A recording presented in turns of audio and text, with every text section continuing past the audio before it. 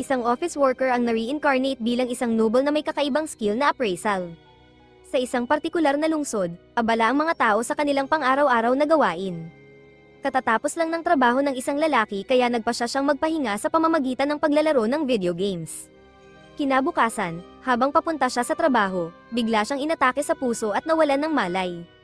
Nagising siya sa ibang mundo, sa ingay ng mga boses. Pagmulat ng kanyang mata, may nakita siyang babae sa kanyang harapan at nagtaka siya kung sino ito. Naisip niya na baka may mabuting tao na nagdala sa kanya sa ospital at ang babae ay ang nurse na naka-duty. Ngunit, napansin niyang mukhang luma ang ospital, biglang may tumahol na aso na lumipad sa kanyang paningin at nagulat siya nang makita ang lumilipad na aso. Pumasok ang isang katulong sa kwarto, dala ang tray at sinabihan ang babae na naihanda na ang kanyang tsaa at nagpasalamat ang babae sa katulong. Sinabi ng katulong sa babae na ang kanyang anak ay cute at doon niya nakita ang kanyang refleksyon sa tray.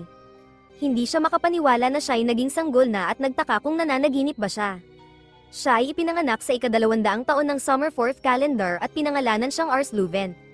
Siya ay ipinanganak sa Lamberg na nasa probinsya ng Mission. 3 taon nang lumipas, malaki na ang paglaki ni Ars. Nasa study room siya nang kumatok ang isang katulong at pinaunlakan niyang pumasok ito.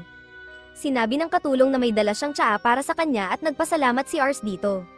Doon niya napagtanto na nawala ang kanyang buhay sa dating mundo at siya ay muling isinilang bilang Ars Luvent. Mula nang siya'y ipanganak, natutunan niya ang pagbasa at pagsulat na nagbigay sa kanya ng kaalaman tungkol sa bagong mundo. Alam niyang ipinanganak siya sa imperyo ng Summerforth, ngunit hindi pa niya nakikita ang ganitong uri ng mapa na nagpamulat sa kanya na hindi na siya nasa mundo. Natuklasan din niya na mayroong isang teknik na tinatawag na mahika na ginagamit ng mga tao para magpakita ng mahiwagang mga pangyayari. Inisip niya na parang laro lang ang mundo. Ang pamilyang Luvent na kanyang kinabibilangan ay isang marangal na sambahayan at sila ang namamahala sa isang maliit na rehiyon na tinatawag na Lamberg. Napakalaki at napakaganda ng kanilang bahay na inakala ni Ars na ito ay isang kastilyo. Marami silang mga katulong na laging nag-aalaga sa kanila at isang chef na nakatira sa bahay na nagluluto ng masarap na pagkain araw-araw. Natutuwa si Ars na siya ay na-reincarnate sa ganitong kapalaran. Mula nang siya'y ipanganak, natutunan din niya na mayroon siyang kapangyarihan na wala sa iba. Pumasok si Ars sa training room na ikinagulat ng lahat ng mga sundalo. Binati niya sila at tinanong kung maaari niyang panoorin sila mula sa ligtas na distansya sa may entrada.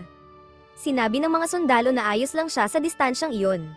Nagulat sila na palaging pumupunta ang prinsipe sa training room sa murang edad pa lamang niya. Kumbinsido silang magiging mahusay na mandirigma siya paglaki niya. Lumapit si Ars sa isang master na nagtuturo sa isang trainee na sundalo. Tinambo ng master ang trainee at pinagalitan siya, ngunit bumangon muli ang trainee at nagpas siyang subukan ulit. Ginamit ni Ars ang kanyang appraisal skill sa trainee para tingnan ang kanyang mga stats. Napagtanto niya na ang trainee ay may malaking kakayahan sa archery at napag-alaman niyang magaling ito sa paggamit ng mga bow. Napansin ng master na pagod na ang trainee, lumapit si Ars kay Malaise, ang trainee, at tinawag siya, na ikinagulat ni Malaise dahil hindi niya inakalang kilala ni Ars ang pangalan niya. Tinanong ni Ars si Malaise kung nagamit na ba niya ang bow, ngunit sinabi ni Malaise na hindi niya gagamitin ang ganitong uri ng sandata dahil ang tunay na lalaki ay hindi binabaril ang kanyang mga kaaway mula sa ligtas na distansya tulad ng isang duwag. Imunungkahi ni Ars na baka magaling siyang humawak ng bow at hinikayat niya itong subukan. Pinag-isipan ito ni Malaise, ngunit nang hikayatin din siya ng ibang mga sundalo na subukan ito gaya ng suhestyon ni Ars, nagpasya siyang bigyan ito ng pagkakataon. Kinuha ni Malaise ang bow at arrow ngunit inamin niyang hindi pa siya nakakapagpaputok ng pana noon. Imungkahi ng isang sundalo na lumapit siya sa target para mabawasan ang panganib na makasakit ng iba, ngunit kumpiyansa si Ars na kaya niyang tamaan ang target mula sa kanyang posisyon. Inilagay ni Malaise ang arrow at itinutok ang bow sa target. Pinakawalan niya ang arrow at tumama ito sa gitna ng target. Inisip nilang swerte lang iyon kaya hiniling nila sa kanya na subukan ulit. Pinaputok ni Malaise ang ilang arrow at lahat ng ito ay tumama sa gitna ng target. Sinabi ng lahat ng sundalo sa paligid niya na ipinanganak siyang maging archer at napagtanto ni Malaise na hindi rin pala masama ang paggamit ng bow dahil sa gyera, lahat ay patas. Nagtaka ang mga sundalo kung paano nalaman ni Ars na magiging mahusay si Malaise sa paggamit ng bow at sinabi niyang instinct lang niya ito. Humanga ang mga sundalo dito ngunit alam ni Ars na kung sasabihin niya ang totoo tungkol sa kanyang appraisal skill, hindi siya paniniwalaan. Bagamat totoo ang kanyang kakayahan, hindi niya ito magamit sa kanyang sarili, na hindi niya ikinatuwa. Sa oras ng hapunan, humanga si Ars sa pagkaing inihanda ng chef. Handa na siyang kumain nang tawagin siya ng kanyang ama. Sinabi ng kanyang ama na nalaman niyang natuklasan ni Ars ang talento ni Malaise sa bow at humanga siya rito. Medyo natatakot si Ars sa kanyang ama dahil palagi itong mukhang galit. Ginamit ni Ars ang kanyang appraisal skill para tingnan ang stats ng kanyang ama.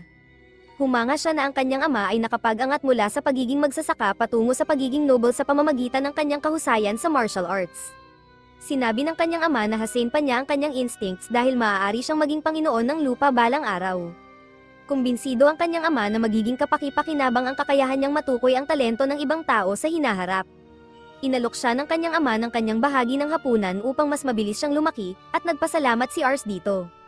Pagkatapos ng araw na iyon, mas pinag-aralan pa ni Ars ang tungkol sa imperyo at napagtanto niyang medyo malabo ang hinaharap dahil sa korupsyon ng mga lider. Lumalaki ang bilang ng mga pag-aalsa sa mga karaniwang tao at maraming nobles ang nagpo-focus sa autonomiya upang mapayapa ang mga rebelyon. Natatakot si Ars na baka pumasok sa isang ganap na digmaan ng imperyo kung hindi magbabago ang mga bagay para sa mas mabuti. Hindi niya maisip ang sarili na pangungunahan ng kanyang mga tropa sa digmaan at nagtataka siya kung kaya niyang panatilihing ligtas ang mga tao ng Lamberg. Nais niyang protektahan sila dahil mabait sila sa kanya. Naalala niya ang sinabi ng kanyang ama tungkol sa kanyang instincts at agad siyang nakaisip ng ideya. Nagbihis siya ng costume at lumabas sa mga kalye, agad niyang ginamit ang kanyang appraisal skill para suriin ang stats ng mga tao sa bayan. Pagod na pagod siya matapos gamitin ang kanyang kakayahan ng matagal at siya ay umupo sa isang eskinita. Biglang hinabol ng isang babae ang isang lalaki palabas ng kanyang tindahan dahil ayaw niyang ibenta ang kanyang mga paninda dito. Napansin ni Ars na iba ang hitsura ng lalaki kumpara sa mga tao sa kanilang bayan. Itinuro ng isang bata ang lalaki na isang Malkan, at sinubukan niyang humingi ng tulong sa kanyang ina ngunit iniiwasan siya ng lahat dahil marumi siya. Naalala ni Ars na ang mga Malkan ay mga tao na dumating mula sa kabila ng dagat tuwing tag-init. Alam niyang karamihan sa kanila ay dinala bilang mga alipin kaya nagpasya siyang ialok ang kanyang tinapay sa lalaki. Nagtaka ang lahat kung bakit ang tagapagmana ng House Luvent ay tumutulong sa isang Malkan. Kinuha ng lalaki ang tinapay at kumain habang tumutulo ang mga luha sa kanyang mukha. Ginamit ni Ars ang kanyang appraisal skill sa lalaki at nagulat siya nang makita na halos perpekto ang kanyang stats. Alam niyang magiging mahusay na mandirigma ang lalaki ngunit tumayo ito para umalis matapos magpasalamat sa tinapay. Hinabol siya ni Ars ngunit sinabihan siya ng lalaki na huwag siyang sundan dahil magagalit ang mga tao sa bayan. Tinanong ni Ars ang lalaki kung gusto nitong maging kanyang retainer, na ikinagulat ng lalaki. Balak gamitin ni Ars ang kanyang kakayahan para mag-recruit ng mga taong may potensyal upang maging mas malakas ang kanyang domain. Inisip ng lalaki na gusto lang siya ni Ars na magpanggap ngunit ipinakilala ni Ars ang kanyang sarili at ipinakita ang kanyang family crest. Nagulat ang lalaki ngunit sinabi ni Ars na gusto niya itong maging retainer dahil nakikita niyang marami itong talento. Nagtaka ang lalaki kung paano nalaman ni Ars iyon sa maikling panahon ng kanilang pagkikita, ngunit sinabi ni Ars na mayroon lang siyang kakayahang makaramdam nito. Sinabi ng lalaki kay Ars na ayaw niyang magdulot ng problema dahil hindi magugustuhan ng mga tao na kunin niya ang isang Malkan bilang kanyang retainer. Sinabi naman ni Ars na huwag mag-alala dahil may naiisip siyang paraan, ngunit tinanggihan ng lalaki ang alok at lumakad palayo. Hindi tumigil si Ars sa paghabol sa lalaki dahil alam niyang baka hindi na siya makakita pa ng iba na may katulad na stats. Kumalamang tiyan ng lalaki, at ginamit ito ni Ars bilang leverage. Sinabi niya sa lalaki na may chef sila na makakagawa ng buffet ng pagkain na tiyak niyang magugustuhan. Napatigil sa paglalakad ang lalaki at nagpasya siyang sumama kay Ars pauwi. Pagdating sa bahay, hindi makapaniwala ang lalaki na tunay ngang anak ng Panginoon si Ars. Naghain ang chef ng pagkain ngunit binigyan nila ng mas maliit na bahagi ang lalaki dahil siya ay isang Malkan. Sinabihan nila ang Malkan na umalis agad sa kanilang bahay pagkatapos kumain, at napagtanto ni Ars na malalim ang diskriminasyon laban sa mga Malkan. Naisip niyang hindi niya mapapakiusapan ang mga katulong kaya nagpasya siyang ibahagi ang kanyang pagkain sa lalaki, na ikinagulat ng lahat. Nagdesisyon ang mga katulong na maghain ng mas magandang putahe para sa lalaki at kumain siya hanggang sa mabusog. Nagtaka si Ars kung ano ang ginagawa ni Rates, ang Malkan, sa nayon at sinabi ni Rates na dati siyang kasapi ng isang pangkat ng mga mercenaryo. Ikinwento niya kay Ars na nagkahiwa-hiwalay sila matapos mawala ang karamihan sa kanilang mga kasamahan at mula noon ay naglalakbay na lang siya. Nagtaka si Ars kung bakit hindi na lang siya sumali sa ibang pangkat ng mga mercenaryo, at sinabi ni Rates na hindi siya natanggap dahil wala siyang anumang medalya o parangal sa kanyang pangalan. Iminungkahi ng isang katulong na oras na para umalis si Rates, ngunit sinabi ni Ars na dinala niya si Rates pauwi para gawin itong kanyang retainer. Sinabi ng mga katulong na hindi ito magugustuhan ni Lord Raven, ngunit dinala pa rin ni Ars ang usapin sa kanya.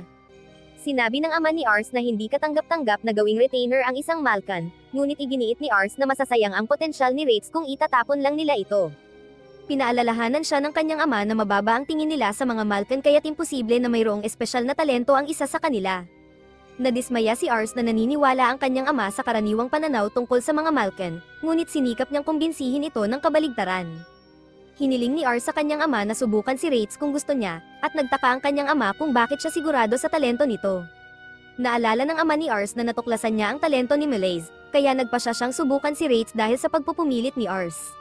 Sinabi niya kay Ars na kukunin niya si Rates bilang sundalo kung mapatunayang may talento ito, at nagpasalamat si Ars sa kanya. Inihayag ng kanyang ama na ang pagsubok ay magiging isang kunwaang labanan sa pagitan niya at ni Rates, at tatanggapin si Rates kung magtatagumpay siya. Sinubukang kumbinsihin ni Ars ang kanyang ama na hindi kalaban para sa kanya si Rates dahil bata pa ito, ngunit ipinaalala ng kanyang ama na sinabi niyang may talento si Rates. Nagpa siya ang ama na bigyan si Rates ng handicap upang mabawi ang pagkakaiba sa kanilang kahusayan at sinabihan siya na maaari na silang magpatuloy dahil naiintindihan niya ang mga kondisyon. Lumabas sila sa kwarto at nagtaka si Rates kung bakit pinipilit ni Ars na gawin siyang kanyang retainer. Iniisip niya na naaawa lang si Ars sa kanya, ngunit nagtataka si Ars kung ayaw ba ni Rates na maging retainer nila. Sinabi ni Ars na maaari niyang itigil ito kung gusto niya, ngunit sinabi ni Rates na ito na ang pinakamagandang alok na natanggap niya sa buhay niya. Hindi siya makapaniwala sa alok dahil karaniwang inuusig ang mga Malkan saan man sila magpunta. Sinabi ni Ars na kailangan niya si Rates dahil balang araw siya ang magiging Panginoon ng lupain at kailangan niya si Rates sa kanyang tabi. Tiniyak ni Rates na gagawin niya ang lahat ng makakaya niya. Pumasok si Rates sa silid ng pagsasanay at napagtanto ng mga sundalo na siya ay isang Malkan. Inutusan ni Ars, Father si Melaise na ihanda ang kanilang mga espada habang si Gratz naman ay nagdala ng orasan na may buhangin. Sinabihan niya si Rates na pumili ng isang espada at sinabi niya na kung makakapagpataw siya ng isang hampas sa kanya bago maubos ang oras, siya ang mananalo. Sa isip ni Ars, pabor sa kanya ang mga pagkakataon. Inutusan ni Ars, Father si Rates na magpakilala bago sila magduwelo at matapos ito, ipinakilala niya ang sarili bilang Lord Raven. Nagsimula ang duwelo at unang umatake si Lord Raven ngunit nakailag si Rates sa tamang oras. Kumbinsido si Rates na kung hindi practice swords ang gamit, nahati na siya sa dalawa.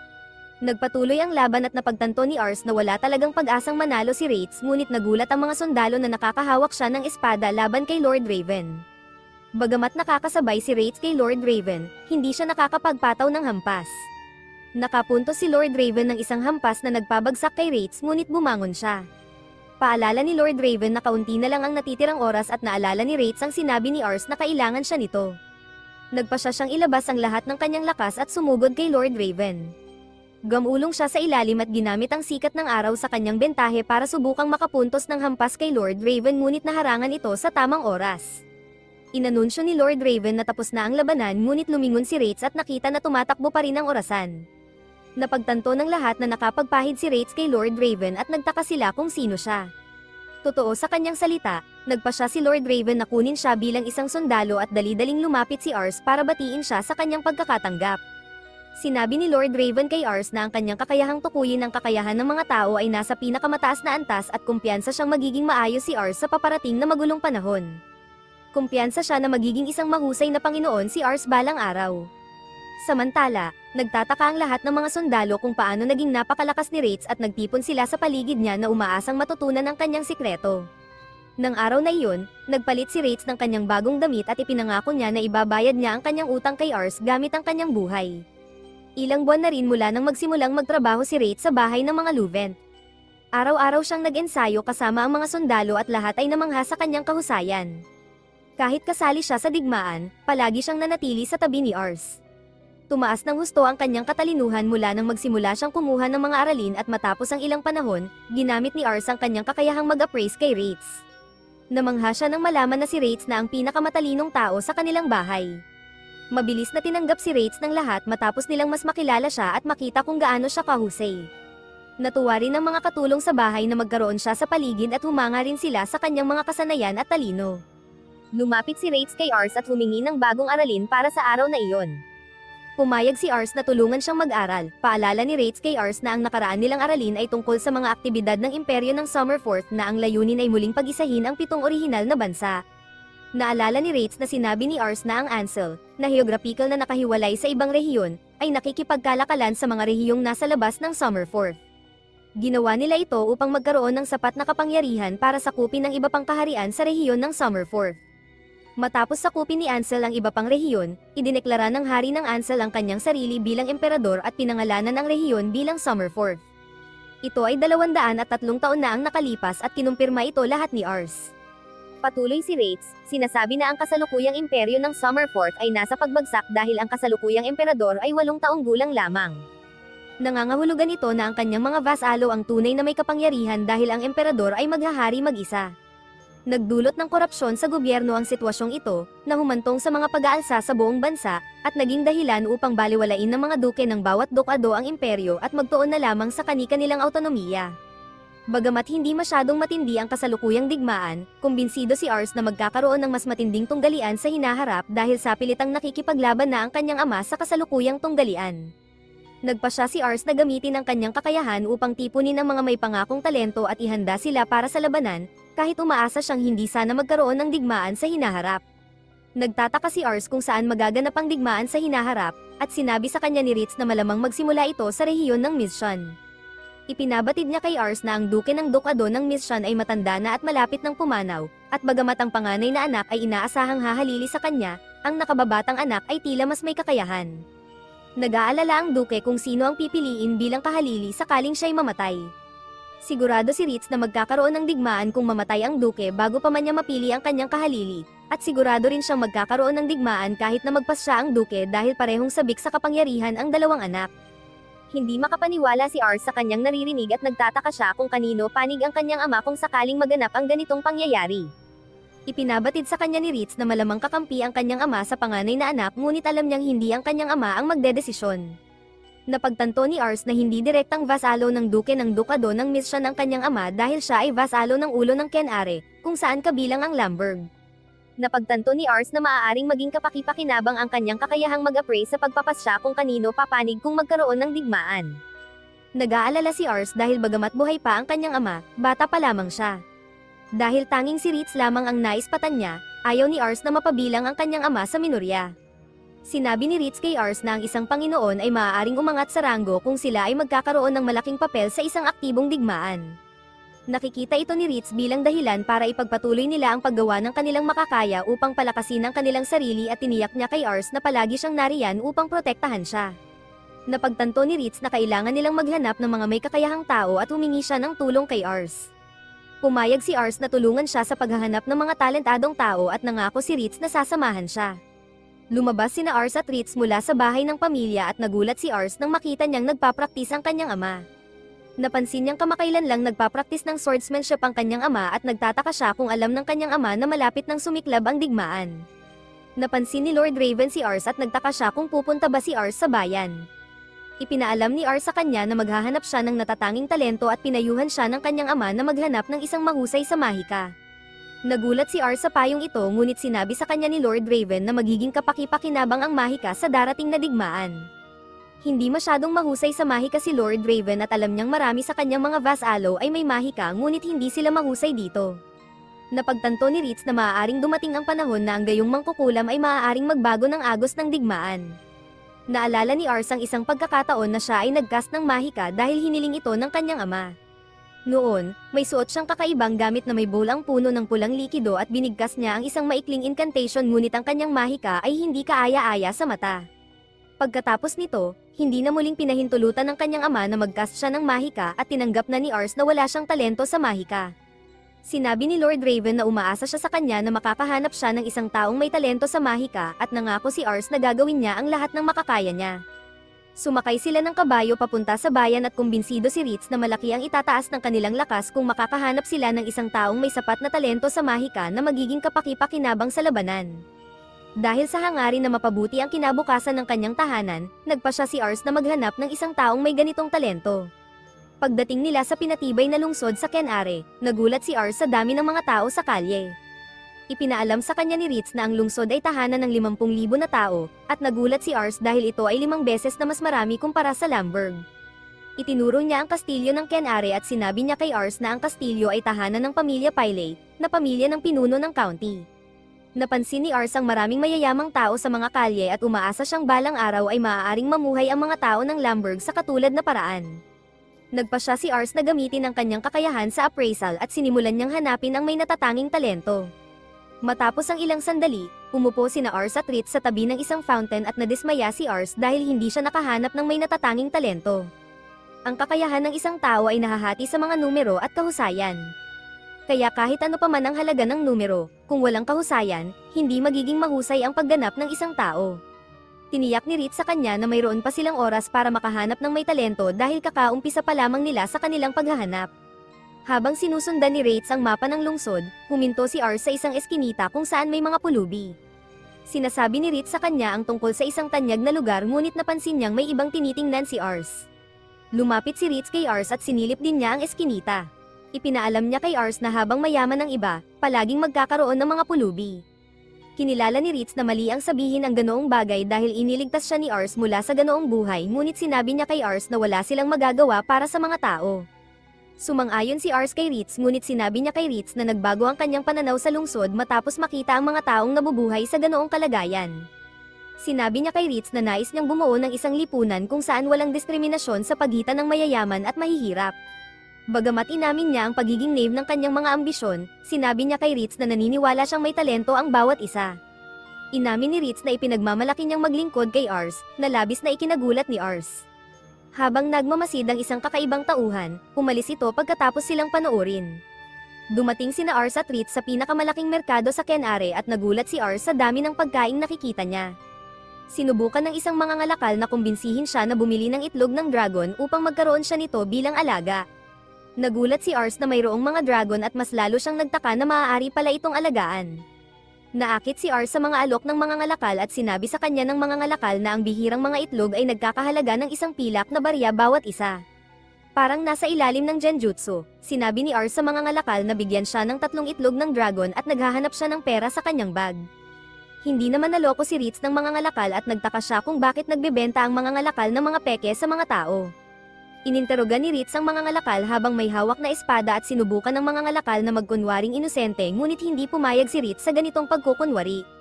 Alam ni Ritz na hindi na nakikipagkalakalan ng lungsod sa kontinente kung saan maaaring matagpuan ang mga itlog. Sinabi niya sa mga ngalakal na hindi tunay ang mga itlog dahil hindi pareho ang sukat at kulay sa mga nabasa niya sa mga libro. Kumbinsido siyang mga itlog ng butiki ang mga ito na pinapalabas ng mga ngalakal na itlog ng dragon ngunit itinanggi ito ng mga ngalakal.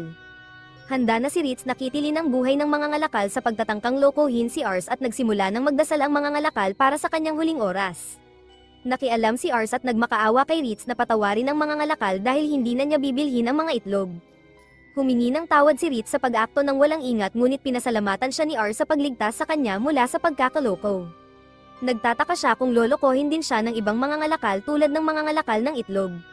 Nagpasya siyang maging mas may kaalaman upang hindi na mauwi sa pagkitil ng buhay ni Ritz ang mga sitwasyon. Nagpasya silang ipagpatuloy ang paghahanap ng talento ngunit nagpahinga muna sila para magtanghalian.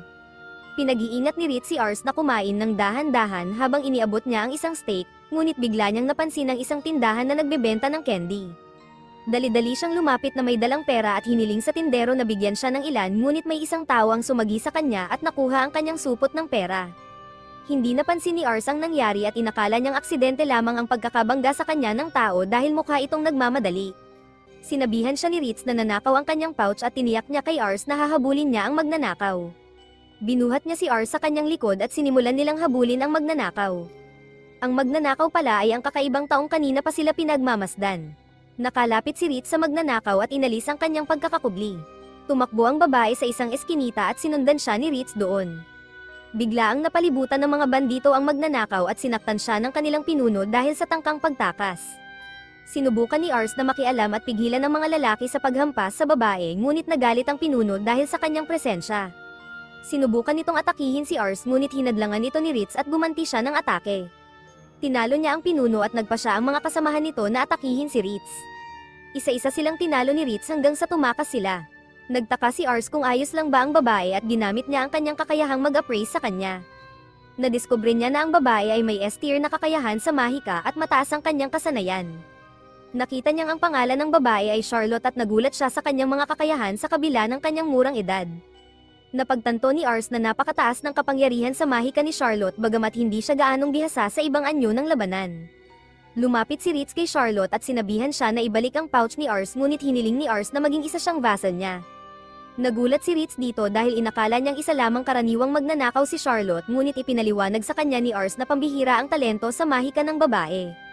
Tumanggi si Charlotte sa alok ni Ars dahil ayaw niyang magtrabaho para sa isang bata na may katulad niyang katayuan, at nagulat si Ars. Sinubukan niyang kumbinsihin siya na ipahiram sa kanya ang kanyang kapangyarihan, ngunit sinabi niya na hindi pa niya kailanman nagamit ang mahika. Sinabi ni Ars na nakikita niya na mayroon siyang kahanga-hangang kakayahan sa mahika at napagtanto rin niya na nagnanakaw siya dahil sa kanyang mahirap na buhay. Sinabi niya kay Charlotte na maaari siyang mamuhay ng mas maganda kung magiging vassal niya, ngunit sinabi ni Charlotte na iyon ay opinyon mula sa pananaw ng isang maharlikang tao. Nagtaka siya kung bakit palaging minamaliit ng mga maharlika ang mga taong tulad niya. Sinabi ni Charlotte kay Ars na ayaw niyang maging kasangkapan para protektahan ang kanyang marangyang buhay, ngunit sinubukan ni Ars na kumbinsihin siya na hindi siya katulad ng ibang mga maharlika. Sinabi niya sa kanya na ang kanyang pangarap ay lumikha ng isang lungsod kung saan maaaring mamuhay ang mga tao ng may kapayapaan at walang takot sa diskriminasyon. Sinabi ni Charlotte na hindi siya makapaghintay para sa kanya na lumikha ng ganitong utopia kung hindi siya sigurado sa araw na mangyayari ito. Iniisip niya na sinusubukan lamang siyang kunin ni Ars para magmukhang mabuti, kaya tinanggihan niya muli ang alok niya. Sinabi ni Ritz na ibalik niya ang pouch na kanyang ninakaw at nakipagtulungan siya dahil ayaw niyang manatili sa utang nila dahil iniligtas nila siya. Nagtaka si Ars kung sino ang mga lalaking iyon at sinabi sa kanya ni Charlotte na sila ay mga tauhan ng ilang mga ngalakal ng alipin na kanyang tinakasen. Sinubukan ni Ars na kumbinsihin siya na tumakas pa ng mas malayo, ngunit sinabi niyang hindi niya magawa at nagtaka si Ars kung bakit. Biglang may ilang bata ang tumakbong lumapit upang salubungin si Charlotte. Nagtaka si Ritz kung sino ang mga bata at sinabi ni Charlotte na sila ay mga ulilang nakatira sa eskinita, katulad niya. Sinabi niya na hindi niya basta may iwan ng mga bata kaya nagpa siya si Ars na ibigay sa kanya ang kanyang pouch. Mamaya sa araw na iyon, nakaupo si Ars sa isang bangko sa labas ng kanyang kwarto. Sinubukan ni Ritz na kumbinsihin siyang pumasok sa kwarto dahil malamig sa labas, ngunit hindi gumalaw si Ars. Sinabi ni Ritz kay Ars na naiintindihan niya si Charlotte dahil dati rin siyang katulad niya. Sinabi niya kay Ars na malamang ay pinahirapan si Charlotte ng mga noble, kaya naman iniisip niyang pare-pareho lang ang mga noble. Pinapalakas niya ang loob ni Ars na naiiba siya, pero sinabi ni Ars na binaliwala niya ang kanyang pribilehiyo. Sinabi rin ni Ars kay Ritz na tama si Charlotte tungkol sa kanya. Bigla niyang nakita ang mga ulila na tumatakbo sa mga kalsada at tinatawag si Charlotte. Lumabas si Ars para salubungin sila at sinabi nilang nahuli si Charlotte. Itinapon ng mga bandido si Charlotte sa lupa sa kanilang kuta at binugbog siya dahil pinahirapan niya ang kanilang mga trabaho. Patuloy siyang binubugbog ng mga bandido pero wala nang naramdaman si Charlotte, na lalong ikinagalit ng mga bandido dahil hindi siya umiiyak o humihingi ng tulong sa iba. Binalaan ng lider ng mga bandido ang kanyang mga tauhan na tigilan na ang pagbugbog kay Charlotte dahil may bumibili na sa kanya at ayaw niyang masira ang mukha nito. Sinabi niya na ayaw niyang magalit ang kanyang customer at pumayag ang mga bandido na itigil ang pagbugbog kay Charlotte. Bigla nilang napansin ang isang pouch na malapit kay Charlotte at inakala nilang isa ito sa mga pouch na ninakaw niya sa mga tao sa kalsada. Kinuha nila ang pouch at napansin nilang may lamang malaking halaga ng pera, pero inagaw muli ni Charlotte ang pouch at sinubukang tumakas. Hinabol siya ng mga bandido at pinigilan, sinusubukang patunayan na hindi siya makakatakas sa kanila. Naalala ni Charlotte ang mga mukha ng mga batang kanyang inaalagaan at ang lahat ng magagawa ng pera sa pouch para sa kanila. Sinabi ng lider ng bandido sa kanya na walang saysay ang pagtakas dahil ang naghihintay lang sa kanya ay isang buhay ng kahirapan. Sinusubukan niyang kumbinsihin siya na tanggapin ang kanyang bagong realidad at isisi lahat sa kanyang mga magulang na iniwan siya, ngunit biglang may sumugod at pinabagsak ang bantay na maton sa pinto. Nabasag ang pinto at nagtataka ang mga thugs kung sino ang nakikialam sa kanilang negosyo. Pumasok si Ritz sa silid at nakilala siya ng maton mula sa kanilang away sa eskinita. Sinubukan ng mga maton na mapabagsak si Ritz ngunit pinabagsak niya ang sinumang sumugod sa kanya. Nagdesisyon ang lider ng mga maton na pahintuin ang natitira sa kanila sa pakikipaglaban kay Ritz at biglang pumasok si Ars, nag-aalala kung ayos lang ba si Charlotte. Nagtataka si Charlotte kung ano ang ginagawa ni Ars sa base ng mga maton, at hindi makapaniwala ang lider ng mga maton na si Ars ay sobrang tiwala na makakalabas siya ng walang problema matapos niyang sirain ang pinto. Ginamit ni Ars ang kanyang ability bilang appraiser para ibunyag na ang pangalan ng lider ng maton ay Albert at nagtataka siya kung isa itong slave trader. Nagulat si Albert na nakilala siya ni Ars at napagtanto niyang si Ars ay isang noble. Inutusan ni Ars na pakawalan si Charlotte ngunit sinabi ni Albert na hindi niya magagawa dahil merchandise si Charlotte para sa kanya. Sinubukan niyang ipaunawa kay Ars dahil iniisip niyang katulad siya ng ibang mga noble na bumibili ng mga alipin mula sa kanya. Lumapit si Ars sa kanya at sinabing hindi siya katulad ng ibang mga noble. Nagmakaawa si Charlotte kay Ars na huwag nang lumaban pa, nagtataka kung bakit siya ipinaglalaban ni Ars kahit hindi pa sila lubusang magkakilala. Biglaang nagtanong si Ars kung bakit walang sigla ang mga mata niya, sapagkat ito'y gumugulo sa isip niya mula nang una silang magkita. Ginamit ni Ars ang kanyang appraisal ability sa kanya at napansin niyang ang ambition score niya ay 1. Nagtataka si Albert kung ano ang pinagsasabi ni Ars at ipinaliwanag ni Ars sa kanya na ang ambisyon ng isang tao ay ang mga pag-asa nila para sa kanilang sarili. Ipinapahayag nito ang pagnanais na umunlad at ang pag-asa para sa kinabukasan. Ipinaliwanag ni Ars na sumuko na si Charlotte sa kanyang hinaharap, at iyon ang dahilan kung bakit ang kanyang ambition score ay 1 lamang. Nagtataka si Ars kung maisip kaya ni Albert kung mayroong mas malungkot pa sa taong nawalan na ng pag-asa para sa kanilang kinabukasan. Tumawa lang si Albert dahil alam niya na si Charlotte ay isang alipin at ang mga alipin ay walang kinabukasan.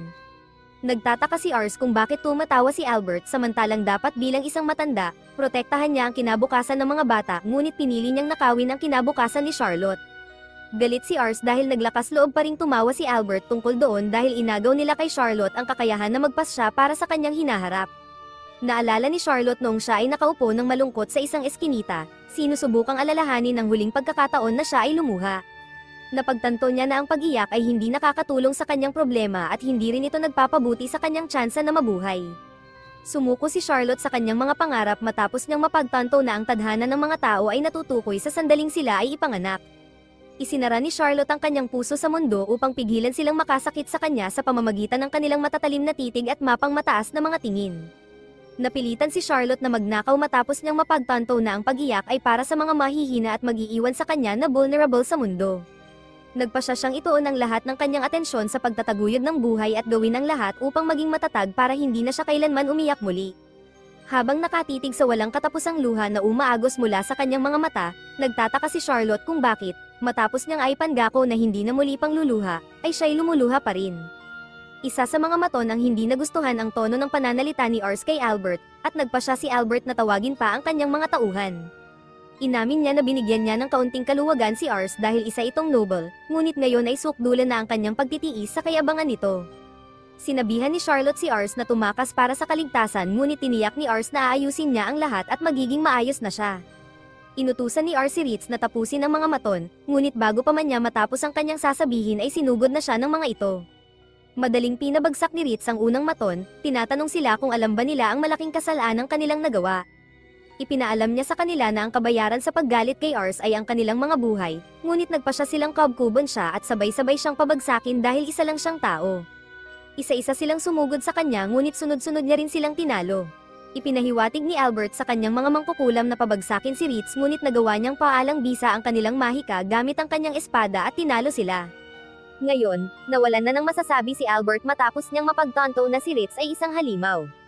Nagulat si Charlotte sa lakas ni Ritz at nagsimula siyang magkaroon ng kaunting tiwala na baka sila ay magtagumpay. Nagtataka si Ritz kung tapos na ba si Albert o mayroon pa siyang mga tauhan na isasakripisyo para sa kanyang ego. Tinawag ni Albert ang kanyang lihim na sandata mula sa itaas, at bumaba ang malaking maton mula sa hagdan, nagtataka kung bakit maingay ang lahat. Ipinaalam ni Albert sa kanila na ang malaking maton ay dating kapitan sa hukbo ng Kenare ngunit itinapon dahil sa masamang ugali. Nagulat si Charlotte sa laki ng maton at sinabi niya kay Ars na hindi nila ito kayang talunin. Ginamit ni Ars ang kanyang kakayahang mag-appraise sa malaking maton at sinabihan si Charlotte na huwag nang mag-alala matapos niyang suriin ang mga katangian ng maton. Nagulat ang malaking maton na natalo ang ibang mga maton ng isang maliit na tulad ni Ritz, ngunit sinabi sa kanya ni Ritz na maaari lamang niya silang pagtawanan kung magtatagumpay siya sa pagpapabagsak sa kanya. Nangako ang malaking maton na tatanggalin niya ang ulo ni Ritz mula sa katawan nito, ngunit sa halip na mahuli si Ritz, hangin lamang ang kanyang nahawakan. Nagtaka siya kung naglaho ba si Ritz sa manipis na hangin, ngunit nasa chandelier lang pala si Ritz, at tinuya niya ang maton sa pagiging mabagal. Pinatikim ni Ritz sa maton ang kanyang bota at pagkatapos makabawi, pinakitaan niya ito ng mga paru-paro sa pamamagitan ng isang malakas na suntok sa panga na nagpatamba dito. Nagtataka si Charlotte kung paano naging napakalakas ni Ritz habang nagluluksa si Albert sa kanyang mga nasawing sundalo. Nagbabala si Albert na magagalit ang pinuno ng distrito ng Kenare dahil sa mga aksyon ni Ars, dahil sinusuportahan nito ang pagbebenta ng mga alipin. Alam ito ni Ars kaya nagpasya siyang bayaran ng pagbili kay Charlotte. Nagmatigas si Albert sa pagtanggap ng pera ngunit pinaalalahanan siya ni Ritz na ang kalakalan ng mga alipin ay nakabatay sa tiwala. Nagtaka si Albert kung ano ang ibig sabihin ni Ritz, at ipinaliwanag ni Ritz na kung aalisin nila si Charlotte nang hindi nagbabayad, masisira ang reputasyon niya. Imunungkahi niya na ipaalam niya sa kanyang mamimili na may dumating na mas magandang alok kaya hindi na nila kailangang gumamit ng hindi etikal na paraan para masiguro ang kaligtasan ni Charlotte. Pumayag si Albert, sinabihan si Ritz na kunin na si Charlotte, at dahil sa pakikipagtulungan ni Albert, nagpa siya silang magbigay ng kaunting dagdag para sa kanyang abala. Pinasalamatan ni R si Ritz dahil sa kanyang pagsisikap at sinabi ni Ritz na isang karangalan ang maglingkod sa kanya. Lumapit sila pareho kay Charlotte at inalok ni R ang kanyang kamay para tulungan siyang tumayo at bumalik sa kanyang mga kaibigang naghihintay sa kanya. Si Charlotte ay pumayag ng may pag-aalinlangan, ngunit paglabas nila sa kuta ng mga maton, ipinaalam ni Charlotte sa kanila na may lugar siyang nais puntahan bago sila umuwi. Pinangunahan niya sila sa pagdaan sa isang makapal na gubat na nakakapagod kay Ars, na hindi na makapaghintay na marating nila ang kanilang patutunguhan. Natutuwa si Charlotte sa kahinaan na ipinapakita ni Ars, ngunit makalipas ang maikling distansya, inanunsyo niyang narating na nila ang kanilang destinasyon. Tumingala si Ars upang makita ang magandang tanawin ng bayan mula sa isang bato at ipinaalam sa kanya ni Charlotte na iyon ang kanyang lihim na lugar. Tuwing tinitingnan niya ang tanawin mula roon, nawawala ang lahat ng problema na dala ng bayan. Madalas siyang pumunta sa lugar na iyon upang panatilihin ang kanyang katinoan dahil gusto niya ang lugar na iyon. Nagtataka si Ars kung bakit ibinahagi sa kanya ni Charlotte ang kanyang espesyal na lugar, at ipinaalala sa kanya ni Charlotte ang kanyang pangarap na magtayo ng bayan kung saan ang mga mahihirap ay tratuhin katulad ng mga noble. Nagtataka siya kung bakit mayroon siyang ganitong pangarap at sinabi niya na ito ay dahil gusto niya ang mga bata, isang pahayag na maaaring magdala sa kanya sa kulungan kung siya ay nasa kanyang nakaraang buhay pa. Nagtataka si Charlotte kung bakit niya sinasabi ito kahit na siya ay isang bata rin, at naalala ni Ars ang mga larawan mula sa kanyang huling buhay. Ipinaalam niya sa kanya na ang ngiti ng isang bata ay maaaring magangat ng espiritu ng isang tao kapag sila ay nalulungkot dahil ang ngiti ng isang bata ay puno ng pag-asa. Kapwa nila tinatamasa ang tanawin mula sa espesyal na lugar ni Charlotte sa huling pagkakataon. Kinabukasan, magkasama sina Ritz at Ars na nakikipaglaro sa mga bata. Pinag-uusapan ng mga ulila ang kanilang mga pangarap para sa kanilang hinaharap, at natutuwa si Ars na ang mga bata ay may pag-asa para sa kung ano ang maaaring dalhin ng hinaharap. Naniniwala si Ars na ang kaligayahan ay may malaking kapangyarihan at ang mga ngiti ng mga bata ay maaari ring mag-impluwensya sa mga matatanda na maging excited para sa hinaharap at subukang mamuhay ng mas maayos. Kumbinsido si Ars dahil ang ganitong uri ng sigasig ay maaaring magpaganda sa isang lungsod. Nakatingin si Ars sa malayong abot tanaw, umaasa na may tatayo niya ang isang lugar kung saan ang mga bata ay laging may pag-asa. Ipinapalam niya kay Charlotte na ang ganoong responsibilidad ay maaari lamang mahulog sa balikat ng lider ng lungsod, kaya nais niyang magtayo ng bayan kung saan ang mga taong katulad niya ay maaaring mamuhay ng matatag. Biglang napagtanto ni Ars na parang nagtuturo siya kay Charlotte at humingi siya ng paumanhin dito. Inamin niya na nadala siya ng sandali dahil siya ay masigasig tungkol sa kanyang mga pangarap. Sa kanyang pagkagulat, pumayag si Charlotte na sumama sa kanya at maging kanyang alalay. Nagtataka si Ars kung hindi ba mag-aalala si Charlotte para sa mga bata, ngunit ipinaalam niya sa kanya na ang mga bata ang dahilan kung bakit siya sama-sama sa kanya. Sinabi niya na nais niyang magkaroon sila ng hinaharap na katulad ng inilalarawan niya at nagpa siya si Ritz na kumpirmahin ang kanyang kakayahang mahika gamit ang isang magic item. Nagtataka si Ars kung saan niya nakuha ang item at ipinaalam sa kanya ni Ritz na hiniram niya ito mula sa isang bahay na kanilang binisita. Iniabot ni Ritz kay Charlotte ang magic item para masubukan niya ang kanyang mahika dahil nais niyang makita ang kanyang kakayahang mahika para lubos siyang tanggapin bilang kasama. Inamin ni Charlotte na ito ang kanyang unang pagkakataon na gumamit ng mahika at hindi niya alam kung paano bumigkas ng mga spells. Nagpa siya si Ritz na ituro sa kanya kung paano bumigkas ng spell habang nakatingin si Ars ng may pag-asa, nagtataka kung ano ang kayang gawin ng isang taong may S-rank na kakayahan. Ipinabatid sa kanya ni Ritz na handa na siya at binigkas niya ang incantation na itinuro sa kanya ni Ritz. Isang malaking fireball ang biglaang lumitaw sa nakalahad niyang palad at sumambulat ang apoy sa hangin, ikinagulat ni Ritz at Ars. Nagulat din ang mga tao sa bayan sa spell na iyon, nasira ang magic item dahil sa sobrang lakas ng mahika, at natuwa si Charlotte sa kapangyarihan ng kanyang spell. Namangha si Ars sa kapangyarihan ni Charlotte habang si Ritz ay halos hindi makapaniwala sa kanyang nakita at bahagya na lang nakapagbigay ng papuri. Nagtataka si Charlotte kung makakakuha siya ng pagkain at matutuluyan kapag naging alalay na siya ni Ars. Sinabi sa kanya ni Ars na makakatanggap siya ng lahat ng iyon kasama na ang buwan ng sahod, ngunit hiniling niya na ipadala ang kanyang sahod sa mga bata dahil mahihirapan silang mabuhay nang wala siya. Ipinaalam niya na ang kailangan lang niya ay pagkain at matutuluyan at nangako si Ars na ibibigay ang kanyang sahod sa ampunan. Sinabi ni Ars na nasa sabik siya para sa kanyang hinaharap. Nagpatira pa si Charlotte at nangako na gagawin ang lahat para matupad ang pangarap ni Ars. Sinabi sa kanya ni Ars na hindi niya kailangang maging formal at nagpasya siyang hindi na lang ito gawin dahil hindi siya sanay sa magarbong pananalita. Sinabi ni Ars na kailangan na nilang bumalik sa bahay dahil nakuha na nila ang kanilang kailangan at paubos na ang kanilang pera. Agad humingi ng paumanhin si Charlotte sa pagkuha ng kanilang pera at nagpasalamat sa kanila sa pagligtas sa kanya mula sa mga maton. Sinabi sa kanya ni Ars na huwag mag-alala tungkol doon ngunit hindi inakala ni Charlotte na balang araw ay magiging alalay siya sa isang mas bata sa kanya. Sinabi niya kay Ritz na mas interesado siya sa hinaharap ni Ars at sumang-ayon si Ritz sa kanya. Kinabukasan, nagpaalam si Charlotte sa mga ulila at natuwa si Ars na mayroon na siyang isa pang mapagkakatiwalaang kasama. Bagamat natutuwa si Ars na mas lumakas ang kanyang bahay, nararamdaman din niya ang presyon dahil napapalibutan siya ng mga kahangahangang tao samantalang siya ay pangkaraniwan lang. Nagpasya si Ars na manatili sa kanyang pangarap at gawin ang lahat ng makakaya para matupad ito. Sa kanilang pagbabalik, huminto sila para kumain ng merienda ngunit napansin ni Ritz na hindi maganda ang table manners ni Charlotte. Sinabi niya na kailangan niyang matutunan ito kung nais niyang manatiling alalay ni Ars ngunit sinabi niya na imposible ito. Nakarating sila sa bahay ngunit tumanggi si Lord Raven na kilalanin si Charlotte bilang alalay ni Ars dahil hindi angkop ang larangan ng labanan para sa isang babae. Hiniling ni Ars kay Charlotte na ipakita ang kanyang kapangyarihan kay Lord Raven at matapos makita ang resulta, agad siyang tinanggap sa bahay Leuven. 3 taon ang lumipas, malugod na sinalubong ni Ars ang kanyang ama na bumalik sa tahanan at ipinaliwanag na ang kanilang teritoryo ay nasa distrito ng Kar at dahil dito, nakaranas sila ng mga alitan sa lupa kasama ang kalapit na probinsya. Kaya naman, ilang beses nang ipinadala doon ng kanyang ama upang malutas ang tunggalian. Sa kabila ng pagkawala ng ilang tauhan, mataas pa rin ang moral ng lahat. Tumakbo si Ars patungo sa kanyang ama at nagtanong kung paano naganap ang labanan. Ipinaliwanag ng kanyang ama na medyo madali ang kanilang pagkapanalo, lalo na dahil nagamit ni Charlotte ang kanyang mahika. Binati niya si Charlotte at sinabing dahil sa kanyang kahangahangang, instant magic talent, mabilis siyang sumikat at naging isa sa pinakakinatatakutang mages. Nakatanggap pa siya ng titulo bilang Lens Lady of Flames at naging tanyag bilang ipinagmamalaki ng mage core ng kanilang bahay. Hindi makapaniwala si Ars na ang talento ng isang tao ay makakagawa ng malaking pagbabago, ngunit ngayon, naunawaan niya kung gaano kahalaga ang isang kasanayan. Biglang lumitaw ang kanyang ina at ibinalita ni Ars na mayroon siyang kambal na kapatid na lalaki at babae sa loob ng nakaraang 3 taon. Sinuri ng kanyang ama ang mga pagbabago sa kanyang mga kapatid tuwing siya ay naipadadala. Kinumpirma ito ng kanyang ina ngunit sinabing kamukha silang lahat ni Ars. Sinuri ni Ars ang mga stats ng kanyang mga kapatid at napansin kung gaano kahalaga ang magiging papel nila sa hinaharap. Bigla, dumating si Rates na nagsasabing maaari sana silang makahanap ng mas mahuhusay na tao dahil isang pamilya ng mga hunter ang lumipat sa kanilang lupain at pinupuri ang mga nakatatandang kapatid dahil sa kanilang kasanayan. Nagpasya si Ars na suriin ito kinabukasan at naghanda siyang umalis kasama si Rates sakay ng kabayo.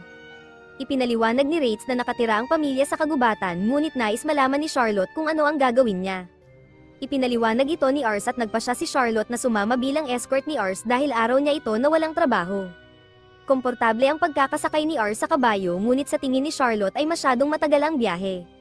Ipinaliwanag ni Rates na kasalanan ito ni Charlotte dahil hindi siya marunong sumakay at napilitan silang sumakay sa iisang kabayo. Nagreklamo si Charlotte, binanggit na magaan lang sila ni Ars at dapat bumaba si Rates at tumakbo. Tumanggi siya dahil siya ang nagpumilit sumama sa kanila. Iginiit niya na gusto niyang magsilbing escort para kay Ars ngunit iginiit din ni Rates na kaya niyang gawin ang lahat mag-isa.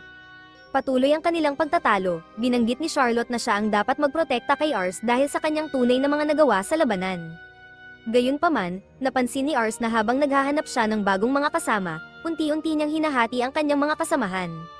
Sa kanilang pagpapatuloy, may napadaang baboy ramo ngunit biglang nabaril ito ng isang pana. Namangha sila sa nasaksihan at napansin ang dalawang nabanggit na magkapatid. Habang nag-uusap, pinupuri ng magkakapatid ang isa't isa habang kinikilala ang kanilang kompetisyon. Ipinapaliwanag ni Rates na sila ang hinahanap nila pagkatapos mapansin ang grupo. Humingi ng paumanhin ang magkakapatid dahil hindi nila napansin ang grupo, at ginamit ni Ars ang kanyang kasanayan upang suriin ang kanilang mga stats. Nakilala niya silang sina G2 at Marcus at nalaman niyang ang kanilang kahusayan ay nasa mid-60s, na may A-rank aptitude si G2 para sa infantry habang si Marcus ay para sa archery. Tinanong ng magkakapatid kung ano ang ginagawa nila doon, at sinabi ni Ars na naroon siya para humingi ng isang bagay. Dinala sila ng magkakapatid sa kanilang bahay at binigyan sila ng kanilang ama ng malaking kainan. Humingi ng paumanhin ang matandang lalaki dahil ito lang ang kaya niyang ihain, ngunit agad na sinimulan ni Charlotte ang pagkain. Nagtanong siya kung anong klase ng karne iyon, at ipinaliwanag ni Gidos na iyon ang baboy ramon na kanilang nahuli. Ibinahagi niyang mahirap silang mahuli dahil maliit at mabilis ang mga ito ngunit masarap. Gayunpaman, pinayuhan ni Rate si Charlotte na magpakita ng kaunting pagpipigil dahil kumikilos siya bilang isang escort. Tinanong ng ama ng magkakapatid kung ano ang kailangan ni Ars sa kanila. Direkta si Ars at binanggit niya na nais niyang maglingkod sina Gidos at Marquez bilang mga sundalo para sa kanyang pamilya. Nasabik ang kanilang ama at binanggit ni Ars na mahusay niyang nakikilala ang talento ng isang tao, na lalong nagpasaya sa pamilya. Sinabi ng ama kung paano nila ngayon maisasakatuparan ang kanilang pangarap na maging mga sundalo. Nangako ang magkakapatid na gagawin nila ang kanilang makakaya, at nabanggit niya kung gaano mas mature si Ars kumpara sa kanyang pinakabatang anak na si Rosal na kaedad lang ni Ars. Naging mausisa si Ars at ipinaliwanag na ang kanyang mas batang anak ay medyo hindi gaanong mahusay. Sa parehong oras, pumasok ng palihim ang batang iyon sa silid at kumuha ng isang tinapay. Tinanong ni Ars kung nasaan si Rosal, at nagtanong si Charlotte kung siya ba iyon.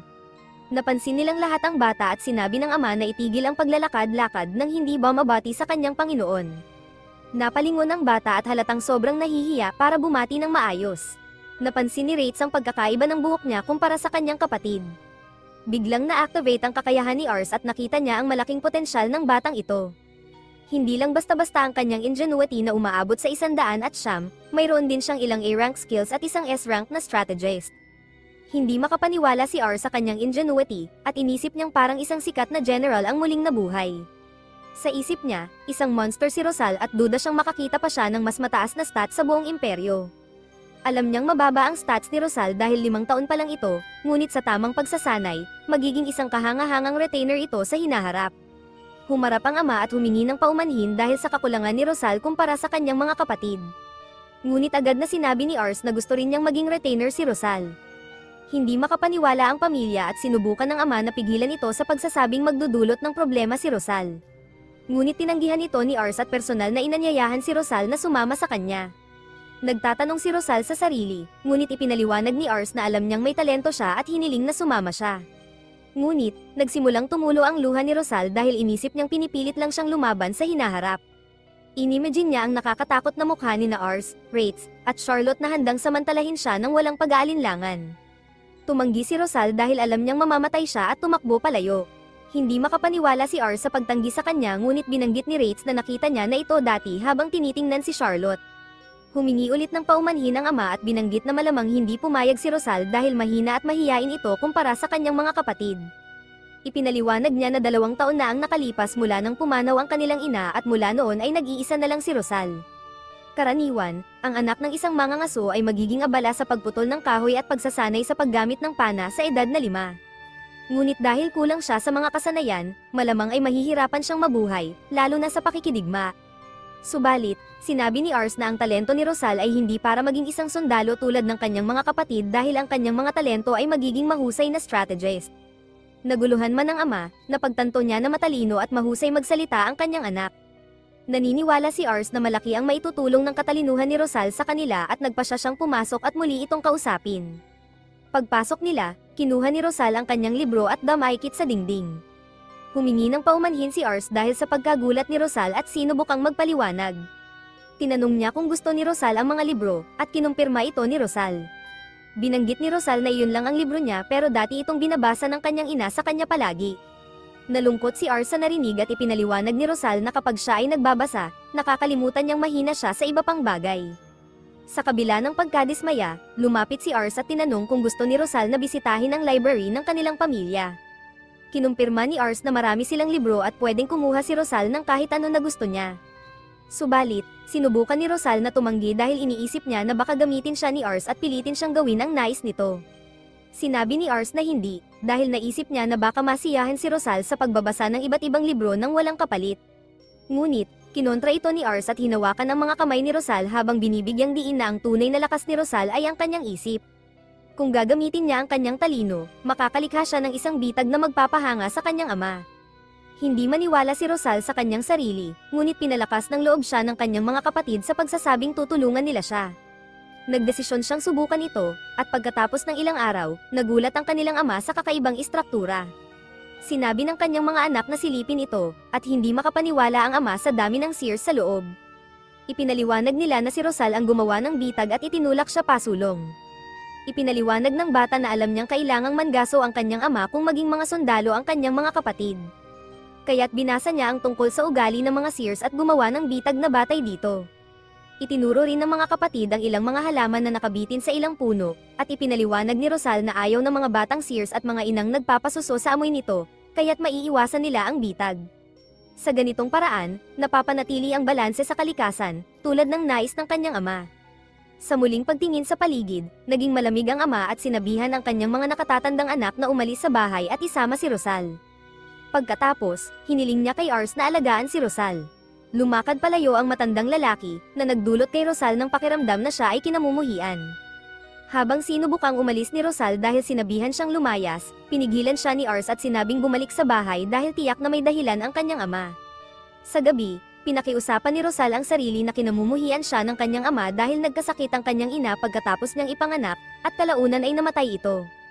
Naniniwala siya na kinamumuhian siya ng kanyang pamilya at sinisisi siya sa pagkamatay ng kanyang ina. Ito ang dahilan kung bakit siya nagkulong sa kanyang kwarto. Naisip niya na sana ay hindi na lang siya ipinanganak at nagsimula siyang umiyak. Bigla niyang narinig ang ilang ingay sa labas, ang kanyang mga kapatid at ama ay nasa bubong, at sinikap ng mga kapatid na hindi gumawa ng ingay habang pinasasalamatan ang kanilang ama sa pagpapalaki sa kanila. Nagbahagi silang lahat ng inumin habang sinabi ng kanilang ama na pasalamatan nila ang kanilang ina para dito. Tinanong ni Guidos kung bakit malamig ang pagtrato ng kanilang ama kay Rosal sa kabila ng pagsisikap nitong magpahanga. Ngunit simpleng sinabi ng ama sa mga nakatatandang kapatid na dapat kamuhiin siya ni Rosal. Ipinaliwanag niya na naging masyado siyang mahigpit kay Rosal at nabigong mapansin ang talento nito dahil nakatuon siya sa mga bagay na hindi nito magawa. Iniisip niya na siya ay nabigo bilang ama dahil hindi niya nakita ang potensyal ng kanyang anak. Kaya naman, nais niya na mamuhay si Rosal sa isang lugar kung saan siya makakasilang. Ang problema, mabait si Rosal tulad ng kanyang ina at nagmamalasakit sa kanilang pamilya. Kaya nagdesisyon ng ama na piliting kamuhian at resentihin siya ni Rosal upang tuluyan na itong umalis. Nagsimula siyang umiyak at nagmakaawa sa kanyang mga anak na suportahan si Rosal at huwag mabaigo tulad niya. Nakikinig si Rosal sa kanilang pag-uusap at umiiyak. Kinabukasan, dumating sina Ars at Rates upang sunduin ang lahat. Pinili ni Rosal na hindi pansinin ang kanyang ama at nagdesisyong umalis nang hindi nagpapalem. Malungkot ang kanyang ama ngunit nagpas siyang magtuon na lang sa pagputol ng kahoy. Subalit, lumapit si Rosal at inihayag na hindi niya kailanman magagawang kamuhian ng kanyang ama. Inamin niyang wala siyang silbi sa bahay noon, ngunit matututo siya sa ilalim ni Ars at magiging mas kapaki-pakinabang sa hinaharap. Nagsimula siyang umiyak at nagtanong kung maaari silang magsama muli kapag dumating ang araw na iyon. Humarap ang kanyang ama na lumuluha at sinabi sa kanyang bunso na hihintayin niya ito. Lumapit ang mga nakatatandang kapatid kay Ars at nagpasalamat sa kanya sa pagkuha sa kanilang buong pamilya bilang mga retainer, ngunit, ipinahayag ni Ars na ang kanyang pag-aalala ay sa mga taong nakatira sa kanyang nasasakupan lamang at natutuwa siyang makitang naibalik ang ugnayan ng kanilang pamilya. Pagkatapos, nanumpa ng katapatan ang tatlong magkakapatid at nangakong magiging kapaki-pakinabang sa hinaharap.